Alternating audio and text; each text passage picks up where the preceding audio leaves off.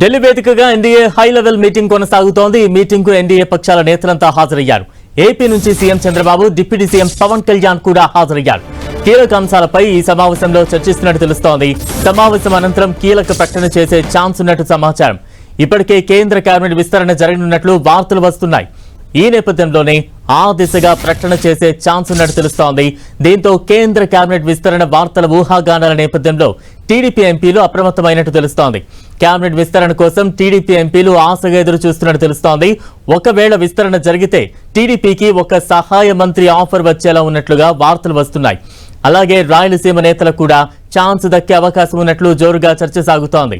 అందులో చిత్తూరు ఎంపీ దగ్గుమల్ల ప్రసాదరావు లేదా హిందూపురం ఎంపీ పార్థసారథికి అవకాశం ఇచ్చే ఛాన్స్ ఉంది. వీరిద్దరితో పాటు రేసులో అమలాపురం ఎంపీ గంటి హరీష్ కూడా ఉన్నట్లు సమాచారం. ప్రస్తుతం కేంద్ర కేబినెట్ లో కూటమి ఎంపీలు రామ్మోహన్ నాయుడు, పెమ్మసాని ఉన్నారు. జనసేన సైతం ఒక సహాయ మంత్రి ఆఫర్ వచ్చే అవకాశం ఉన్నట్టు తెలుస్తోంది. అయితే మంత్రివర్గంలో చేరేందుకు జనసేన మాత్రం పెద్దగా ఆసక్తి చూపినట్టు తెలుస్తోంది.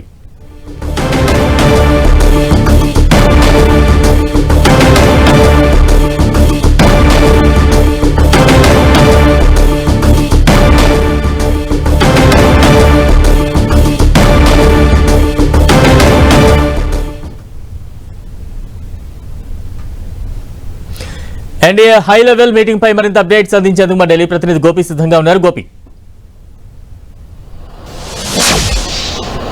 బలరాం, ప్రధాని నరేంద్ర మోదీ 12 ఏళ్ల ప్రధానిగా ఆయన పదవీ కాలాన్ని పూర్తి చేసుకున్న నేపథ్యంలో ఈరోజు ఎన్డీఏ పక్ష నేతలతోటి కీలక సమావేశం భారత్ మండపంలో జరుగుతుంది. ఈ యొక్క కార్యక్రమానికి ఎన్డీఏ పక్ష భాగస్వామ్యం ఉన్న రాష్ట్రాల ముఖ్యమంత్రులు, ఉప ముఖ్యమంత్రులతో పాటు ఇటు గవర్నర్లు కూడా హాజరు కానున్నారు. ముఖ్యంగా ఇటు ఏదైతే రాష్ట్రంలో ఉన్న పరిస్థితులు, రాష్ట్రాల డెవలప్మెంట్స్, ఇతర అంశాలపైన కూడా ఈ సందర్భంగా చర్చించనున్నారు. ముఖ్యంగా 22 రాష్ట్రాలు, కేంద్రపాలిత ప్రాంతాల ముఖ్యమంత్రులు, ఉప ముఖ్యమంత్రులు, కూటమి భాగస్వామ్య పార్టీల నేతలు హాజరయ్యారు. అయితే 2047 నాటికి వికసిత్ భారత్ లక్ష్యంగా పనిచేయడంను, దానికి సంబంధించిన కార్యాచరణ పైన ప్రధానంగా చర్చ జరగబోతుంది. అయితే కేంద్ర ప్రభుత్వ పథకాల లబ్ధి చివరి వరకు చేరే విధంగా ఈ యొక్క సమావేశంలో చర్యలు తీసుకునే విధంగా దానికి సంబంధించి కూడా చర్చ జరగబోతుంది. ఇక ఎన్డీఏ కూటమి ఐక్యతను ప్రదర్శిస్తూ భాగస్వామ్య పార్టీ నేతలంతా కూడా ఒకే వేదిక పైన నుంచొని ఫోటోగ్రాఫ్స్ కూడా తీసుకోవడం జరిగింది. అయితే ఈ యొక్క భారత్ మండపానికి ఏపీ సీఎం చంద్రబాబు నాయుడు చేరుకున్న నేపథ్యంలో ఢిల్లీ సీఎం రేఖా గుప్తా ఆయనకు స్వాగతం పలకడం జరిగింది. ఇటు అన్ని రాష్ట్రాల ఎన్డీఏ పాలిత రాష్ట్రాల ముఖ్యమంత్రులంతా కూడా భారత్ మండపానికి చేరుకున్నారు. ముఖ్యంగా 2047 వికసిత్ భారత్ లక్ష్యంగా పనిచేయడంతో పాటు 2024 నుంచి ఇప్పటి వరకు ఏదైతే ప్రాజెక్టుల అనుమతులకు సంబంధించి కావచ్చు, ప్రారంభించిన ప్రాజెక్టులు, కేటాయించిన ప్రాజెక్టులు, వాటి పనితీరు, ఎక్కడ ఏ దశలో ఏ ప్రాజెక్టులు ఏ దశలో ఉండిపోయాయి, వాటికి సంబంధించిన అంశాలపైన కూడా ప్రధానంగా చర్చించే అవకాశాలు కనపడుతున్నాయి. అదేవిధంగా ఈ రోజు జరిగే భారత్ మండపంకు 12 ఏళ్లు పూర్తి చేసుకున్న సందర్భంగా ఒక తీర్మానాన్ని కూడా ఏపీ సీఎం చంద్రబాబు నాయుడు సభలో యొక్క సమావేశంలో ఆయన ప్రారంభించబోతున్నారు. మరి ఆయన ప్రవేశపెట్టిన తర్వాత దానికంతా కూడా మిగతా సభ్యులంతా కూడా ఆమోదించి ఆయన 12 ఏళ్లు పూర్తి చేసుకున్న సందర్భంగా ఎన్డీఏ పక్ష నేతలంతా కూడా ఆయనకు శుభాకాంక్షలు తెలుపనున్నారు. ముఖ్యంగా ఇప్పటి వరకు కూడా 2014లో ఎన్డీఏ ప్రభుత్వం అధికారంలోకి వచ్చినప్పటి నుంచి ఈ రోజు వరకు కూడా జరిగిన పలు అభివృద్ధి కార్యక్రమాలు,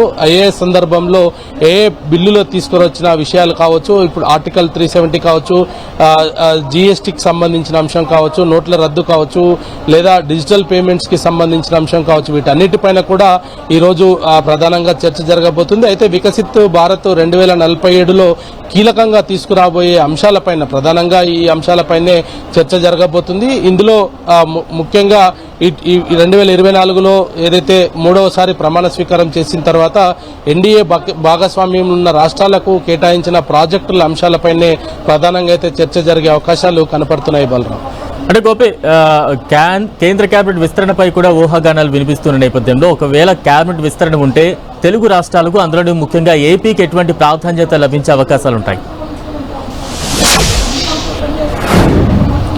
అయితే కేంద్ర కేబినెట్ కి సంబంధించి ఇప్పటికే ఏపీ నుంచి ఇటు ముగ్గురు నేతలైతే ఉన్నారు. బీజేపీ నుంచి శ్రీనివాస వర్మ, అదేవిధంగా రామ్మోహన్ నాయుడు, ఇటు పెమ్మసాని చంద్రశేఖర్ ముగ్గురు కూడా ఇప్పటికే కేంద్ర కేబినెట్ లో కొనసాగుతున్నారు. అయితే కేబినెట్ విస్తరణకు సంబంధించిన అంశంలో ఇప్పటికే బీహార్ కు 2 కేబినెట్ల పోర్ట్ఫోలియోస్ ను కూడా ఇటు కేంద్రం ఇస్తానని మాట ఇవ్వడము, ఇటు నితిన్ నబీన్ ని జాతీయ అధ్యక్షుడిగా తీసుకురావడంతో పాటు నితీష్ కుమార్ ను ముఖ్యమంత్రిగా రాజీనామా చేయించి ఆయనకు రాజ్యసభ ఆఫర్ తో పాటు కేంద్ర మంత్రివర్గంలో కూడా ఆయనకు ఆహ్వానించడము, అదేవిధంగా ఇతర రాష్ట్రాలకు సంబంధించిన కీలకమైన వ్యక్తులకు కూడా కొన్ని పోర్ట్ఫోలియోస్ ని కూడా ఇప్పటికే ఇటు కేంద్రం మోడీ కొన్ని మాట ఇచ్చిన పరిస్థితిని కూడా గుర్తు చేస్తున్నారు. ఇటు తెలుగు రాష్ట్రాలకు సంబంధించి చూస్తే ఇటు తెలంగాణ, ఏపీ నుంచి కూడా 2-3 పోర్ట్ఫోలియోస్ పెరిగే అవకాశాలు ఉన్నట్టుగా కూడా కొంత సమాచారం అవుతుంది. ముఖ్యంగా ఆంధ్రప్రదేశ్ కు సంబంధించి కూడా రాయలసీమలో ముఖ్యంగా ఒక మంత్రి పదవి ఇచ్చే